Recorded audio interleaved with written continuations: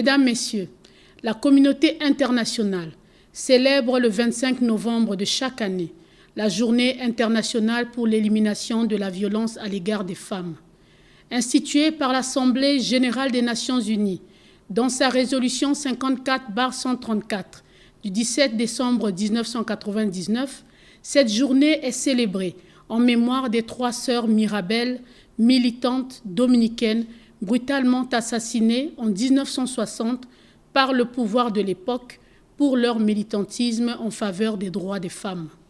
À cet effet, les gouvernements, les organisations internationales et les organisations non gouvernementales organisent à cette date des activités pour sensibiliser l'opinion sur la violence faite aux femmes, éveiller les consciences sur le phénomène, faire le bilan des actions déjà menées en vue de sa prévention, son éradication et réfléchir sur les solutions collectives pouvant être apportées.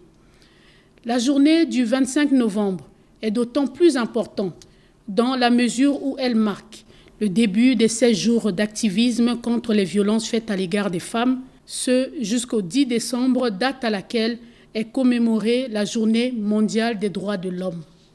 Mesdames et messieurs, cette année, la communauté internationale a retenu comme thème pour cette célébration « Oranger le monde, écoutez-moi aussi ». La République du Congo, pour sa part, la célèbre sur le thème « Les violences basées sur le genre et leurs conséquences sur le développement économique ». Le thème de cette célébration vient à point nommé, car de nos jours, les violences basées sur le genre sont l'un des fléaux les plus répandus dans le monde. Elles sont considérées par l'humanité tout entière comme une forme de discrimination et une atteinte grave à la dignité et aux droits fondamentaux de la personne.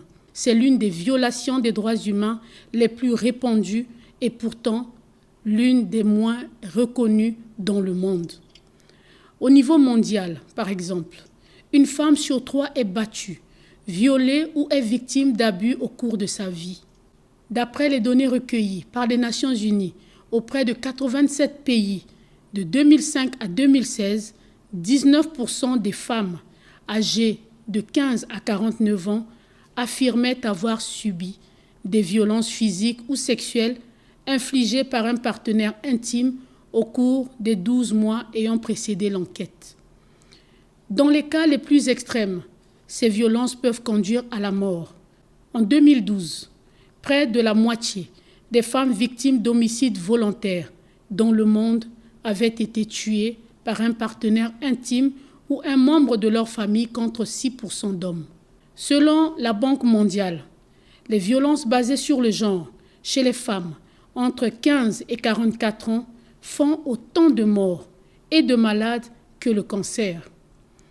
Elles impactent la santé plus que le paludisme et les accidents de la route confondus.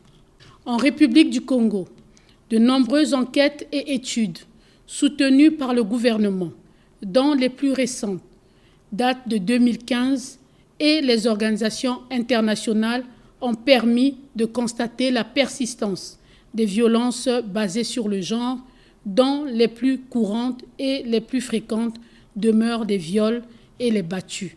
Les viols touchent les filles de plus en plus jeunes, 60% de mineurs, dont 1 sur 3 a moins de 13 ans. Leurs agresseurs sont le plus souvent des personnes connues des victimes.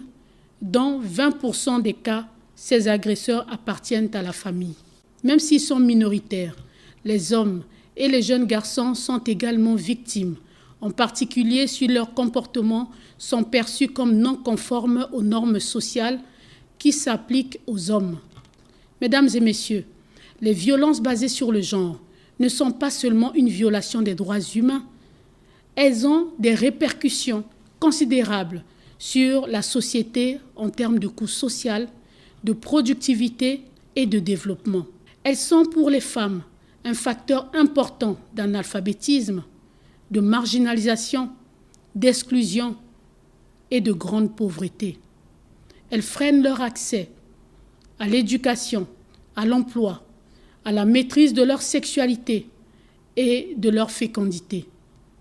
Elles freinent également leur émancipation, leur autonomisation et empêchent à la femme de réaliser tout son potentiel pour participer activement au développement. C'est l'un des obstacles les plus forts à la cause des femmes dont le coût social et économique nuit au progrès et à la prospérité de la planète, participe au ralentissement de la croissance, au développement durable et freine la réalisation de ces objectifs. Mesdames et messieurs, dans beaucoup de pays du monde, ces violences sont à la fois la cause et la conséquence de l'augmentation du taux de contamination de VIH-Sida, des infections sexuellement transmissibles et des grossesses non désirées. Rarement dénoncés, souvent cachés, ces actes rendent leurs auteurs impunis. Mesdames et messieurs, profondément préoccupés par l'ampleur des violences et de leur impact sur les individus et le développement d'un pays, les États ont pris plusieurs engagements pour prévenir et éliminer ce fléau.